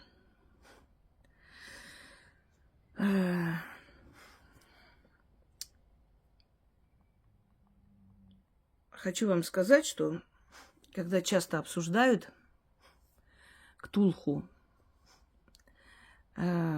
пытаясь выставить это в таком смешном свете, мол, это Лавкрафт придумал, она там осьминогу поклоняется. Вот это вот идиотизм. Я же говорю, человек, не знающий магии, не должен туда суваться. И уж тем более свои тупые умозаключения делать, да? Вспоминаются слова профессора Преображенского. И ты в присутствии двух людей с университетским образованием позволяешь себе давать советы космического масштаба и космической же глупости. Вот из этой серии, вот эта космическая глупость. Знаете, когда человек глупые люди, как правило, они очень наглые. И глупый человек, он отстаивает свою глупость прям руками, ногами, когтями. И иногда умный человек смущается перед глупостью, потому что не знает, что ответить. Умный соперник, умный, скажем так, оппонент умеет слушать. Ты сможешь докричаться, договориться, потому что, он тоже не глуп, да, понимает, о чем ты говоришь. Когда человек дурак, откройте, заходите. Бесполезно, ты объясняешь, даешь аргументы, показываешь, фактами доказываешь, а оттуда все равно нет, все равно это не так. Что можно делать? Когда это в упор не видят, понимаете? Как там говорит, забили гол, но не докажешь. Теперь, Лавкрафт, он собирал легенды, рассказы, эпосы народов мира. Один из версий Некроманикон написано им, книга мертвых. Там он, правда, говорит о неком Аль-Хазрете, которого называли безумный поэт. И, он в переплете якобы Корана носил некую черную книгу, за которую его один раз чуть не забили камнями. После этого он стал отшельником и так далее. Этот человек собирал рассказы, собирал легенды народов мира и описывал про их божества, писал про духов, которым они поклонялись. И Ктулху, который приходил под видом огромного осьминога или морского чудовища, или тот самый кракен, который взят изначально, то есть от этого чудовища, хотя кракен тоже очень древняя мифология. Он приходил в виде морского чудовища, которого люди сравнивали с осьминогом. Его так и изображали. Это дух бездны, бог бездны, демон бездны, если хотите. Что касается, кстати, демонов, да? Даймоны. Вот простым людям можно ли с демонами, смотря с какими. Демоны – это средние боги, боги средней силы, которые потом поднимаются до более высоких вершин. Они так считались, боги средней силы, но, правда, они немножко по энергии отличаются от богов, которые мы знаем. Ну, в общем, откройте древо богов и дьявола, и там все сказано.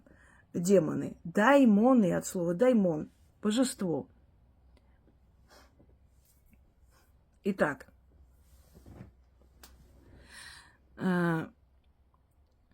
Ктулху – это один из воплощений Дагона,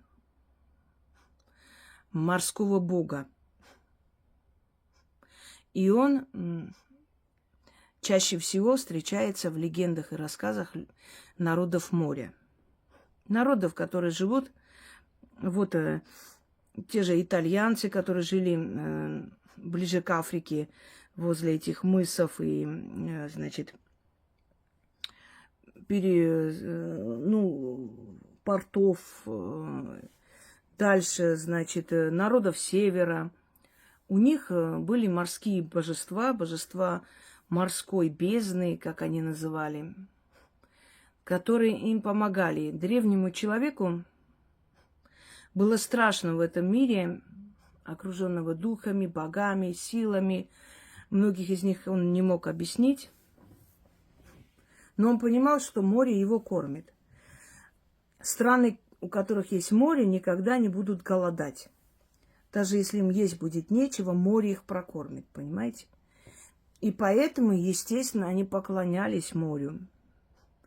Они просили у моря благ. Они благодарили море. И еще от спокойствия моря очень многое зависело. Это были рыбаки, и причем на этих примитивных ластах, корабликах они рыбачили и этим кормили свои семьи. Понятное дело, что морские боги были у них в особом почете. И один из них – Дагон, которого потом, конечно же, пришедшие уже другие религии начали хаять, начали приписывать к страшным богам, к демонам, там, к поглотителям людей. И есть фильмы, показывающие, как люди, поклоняющиеся Дагону, значит, убивали хороших людей и прочее. Ну, пропаганда во все времена играла особую роль, ничего удивительного.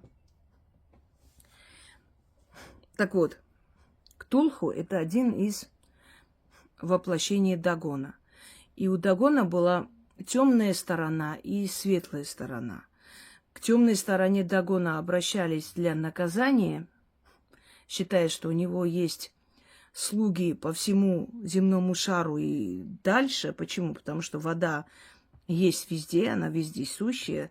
Следовательно, слуги Дагона могут прийти куда угодно. И вторая сторона – это изобилие, потому что вода – это изобилие.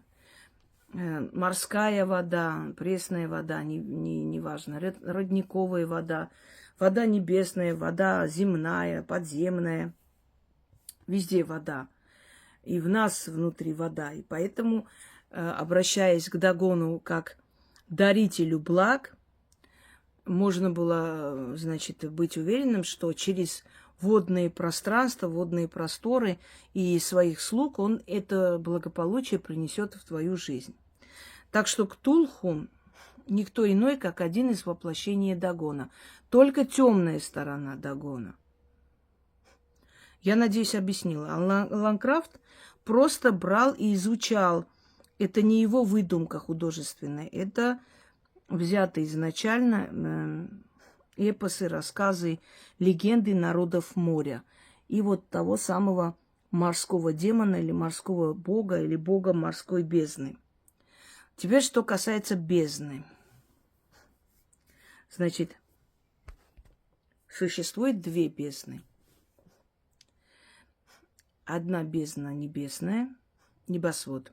Вторая бездна земная, Тартар.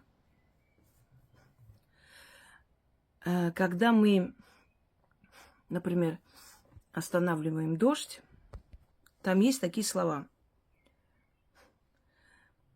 бездна, закрой свои врата, останови поток воды и виток ветра. Или раскройся, бездна, и пошли влага на землю. Языком жабы, хвостом змеи призываю я влага на землю, сойди и так далее. Ой, сейчас я не хочу повторять, сейчас тоже пойдет. Фу ты. Не надо, не услышьте.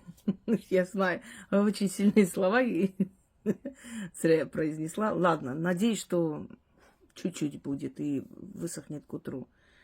Это очень сильная работа. Так вот это небесная бездна.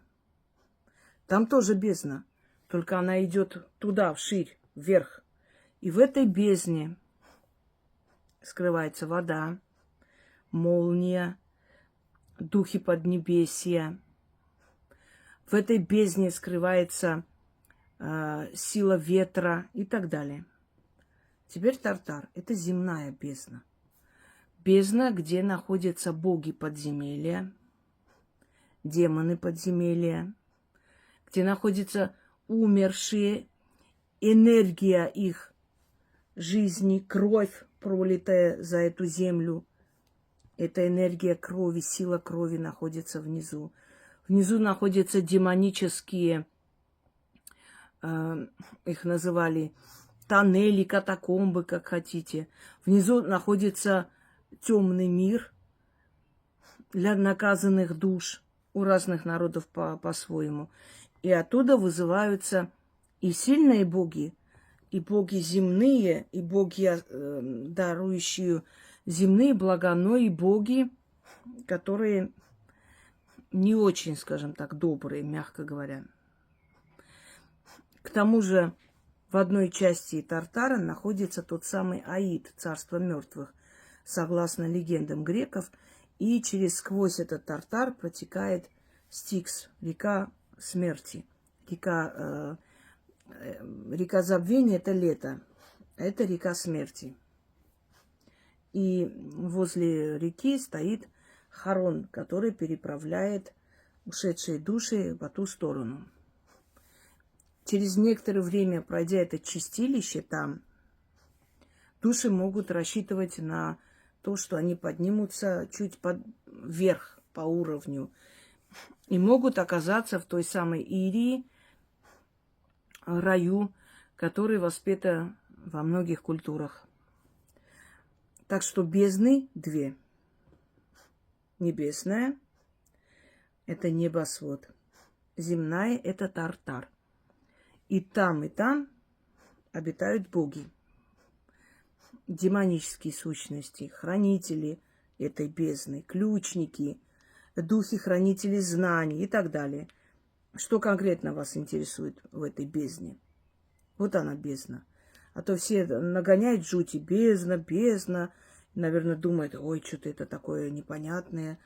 Как там путем контрибуции, констатации и электората, и путем еще чего-то там. Ой, ни хрена не понял, но было очень интересно. Нет, все имеет логическое объяснение, и все можно очень просто и легко объяснить, если ты, конечно, знающий человек. Так, объяснили про бездну. Дальше идем. Хаос. В моих заговорах иногда звучит духи хаоса, дети хаоса, значит, призываю я силы хаоса. И вот стараются определенные люди нагнать жути. Хаос – это страшное место, это ужасающе, это жутко, это там беспорядок, страх, ужас, кошмар. И оттуда вот призывают духов, Боже мой, спасите, караул, демократия под ударом. Объясняю, что такое хаос. Значит, согласно древним, но именно греки это зафиксировали первыми, а может и до них было, но у них была письменность, они могли, по крайней мере, об этом говорить. хаос или хаос, что означает пустота,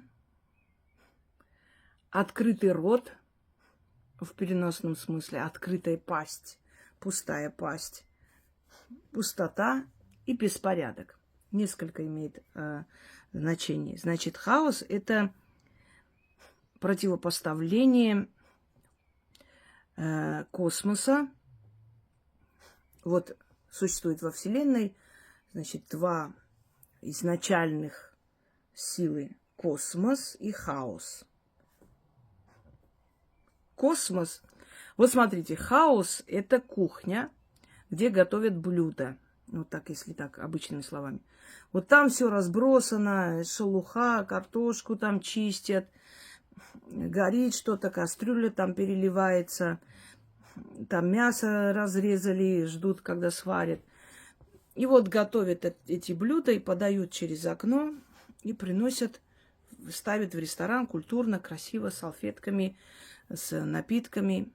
Вот хаос – это кухня, а космос – это ресторан. В хаосе готовится, в космосе подают. То же самое. Хаос – это место рождения духов, сил. Это место рождения, это зачатие определенных энергий, сил, даже богов. Они в этой разбросанности, в этом беспорядке развиваются. Хаос даже называют изначальная бездна, то есть изначально вот как небосвод бездна, но это еще даже раньше, то есть это родитель небосвода, это изначальная бездна, беспорядок вселенский. Мы говорим, у меня творческий беспорядок, да? Что имеется в виду? Что вроде все разбросано, но я знаю, где что лежит, и мне так надо, я так быстрее найду, что мне надо. Так вот, хаос – это место, где все начинает создаваться, начинается соединение энергии, из которых создаются силы, духи. Мы с вами все в хаосе родились, наши души. Потом перешли в космос. В этом космосе нам дали место определенное. Через некоторое время мы родились и пришли на свет. Все появляется в хаосе, в мировом беспорядке. А потом переходит в порядок. Вот уже готовая душа или божество, или демон, который в этом хаосе, в этих всех частицах различных был создан и перенесен уже готовый материал, готовая душа, готовое нечто, сила переносится в космос.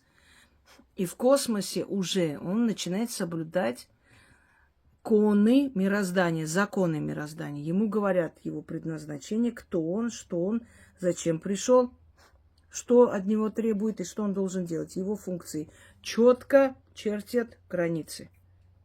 Все. Сказали ему, дали его инструкцию, как он должен существовать, и отправили в определенный мир космоса или Вселенной, куда ему надо идти. Опять в хаосе это все крутится, вертится, готовится, вот души там создаются, приходят в космос, и там дают ему предназначение, его права и обязанности, отправляют туда, где он должен быть. Поняли, что такое? Так что хаос, пусть не падайте в обморок при слове «жопа». Ханжество и лицемерие. Хаос! Она говорит про хаос. Люди, как так можно? Вот видите, я не зря снимаю эти видеоролики. В принципе, очень много объясняю. Друзья мои, вас много. За эти годы я 40 тысяч работ создала, лекции и прочее. У меня есть семья, у меня есть мои домашние питомцы. Мне нужно поддерживать чистоту, мне нужно своими делами заниматься. Я живой человек, надо иногда и за собой смотреть. Мне надо иногда и на улицу выйти погулять, немножко подышать, еще что-нибудь. То есть я хочу сказать, что я же не робот. Я, конечно, рада бы все и все выкладывать, объяснять, все сказать. Все, значит, объяснить отдельно, что к чему, откуда берется, что делается, как бывает, чего, что. Ну вот про хаос и космос еще как-нибудь мы с вами отдельно поговорим. Но просто там особо долго и говорить не надо. Вот это вот самое простое доступное объяснение, которое я вам сказала. Может быть, когда еще раз создам, и там будут слова «хаос», я вот там вот объясню, чтобы у людей в обморок не падали. Духи хаоса. Вот прям даже вот сейчас вот при вас напишу. У меня было такое намерение. Вот на днях и сниму. Сейчас... Так, духи хаоса. Вот там и создаются эти все стражники времени, которые потом перемещаются и приходят в космос, во Вселенную, и там начинается, в общем, нечто. Если уж простыми словами, хаос немного темная сторона Вселенной, космос немного... Ну, даже не темная, не светлая, а серая, наверное, сторона, где уже различные духи. Это неплохо хаос и не ужас. Это просто начало. Здесь создается, сюда переносится. То есть я, конечно, бы рада все вот досконально объяснить. Я и так объясняю, насколько возможно. Но, пользуясь тем, что я занята, я очень много и так дарю, сидеть от безделья, пытаться облаивать, очернять мои работы. Ну, не получится у вас, господа, не получится. Знаете почему? Просто у меня есть интеллект. Мне дано это все. Мне дали столько знаний, что вот, ну, не сможете, как там говорили, извиняюсь за уличный сленг, любого положу на лопаты и пойду дальше. Вы не сможете в этом меня преодолеть. Не сможете. И на трассу-то меня отправили, и везде все это пытались вот таким образом победить. Может, люди прислушаются, уйдут от меня. Все посмеялись и пошли дальше. Теперь пытаются, значит, детально разобрать. Вы поймите, что я никогда ничего случайно не говорю, ни в одном ритуале нет ни одного случайного, необдуманного слова. Каждое слово имеет свое место, и каждое слово объясняется. И еще раз позвольте в конце сказать, вы своим ишакским мозгом хотите умную армянку победить. Ну, много было желающих, вон улыбаются со стен, как живые. Ну, дерзайте, господа, дерзайте. Только помните одну вещь. Силы меня будут защищать, потому что я им выгодно нужна. Я людям передаю то, что они хотят передать. Я проводник, а вы никто. Поэтому, ну, кого будет защищать сила? Конечно, меня. Пора бы вам это понять. И не надо мечтать о моей смерти, чтобы потом очень многого добиться. Просто не знаете, кто раньше помрет. Вот в чем дело-то. Запланировали уже.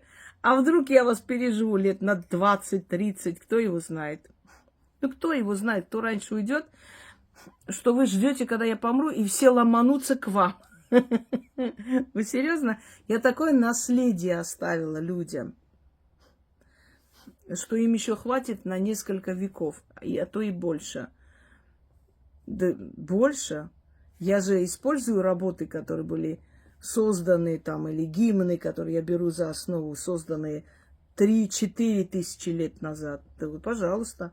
И эти работы могут 3-4 лет пойти вперед. И это для моей души хорошо. Знаете почему? Потому что каждый раз получаю результат и говоря спасибо большое тому человеку, кто создал, даже не зная моего имени, эта энергия будет идти к моей душе. Так что я себя обеспечила и энергией, и памятью на очень долгое. Чего и вам желаю. Но сомневаюсь, что вы это сможете. Потому что для этого надо быть очень преданным, добродушным человеком, бескорыстным, бессеребренным человеком, чтобы не бегать за рекламой, за быстрыми деньгами, и бусы, и талисманы не продавать, а дарить людям. Для этого нужно, чтобы тебя избрали, для этого нужно иметь ум, и для этого нужно 20 лет с лишним читать, изучать, усиливаться ради людей, чтобы им помочь. Вот когда вы все эти пункты выполните, тогда может быть. Есть такое, помните, назло врагам живу достойно. чтобы даже память обо мне мешала им уснуть спокойно. Даже память обо мне будет мешать вам жить еще долго. Если, конечно, вы не уйдете раньше меня. У меня такое предчувствие, что вы очень сильно ждете моей смерти, а я вот очень переживаю простудиться на ваших похоронах, как сказал наш президент. Помните, да? Единственное, чего я опасаюсь, это простудиться на их похоронах. Ну, собственно, все. Надеюсь, эта лекция вам будет полезной. Уверена, что будет полезной. Вот у нас матушка Дурга. Прекрасное вообще произведение современного стиля, конечно. Все-таки индуистские боги – это отдельный вид искусства. Вот. И всем аривидерчи.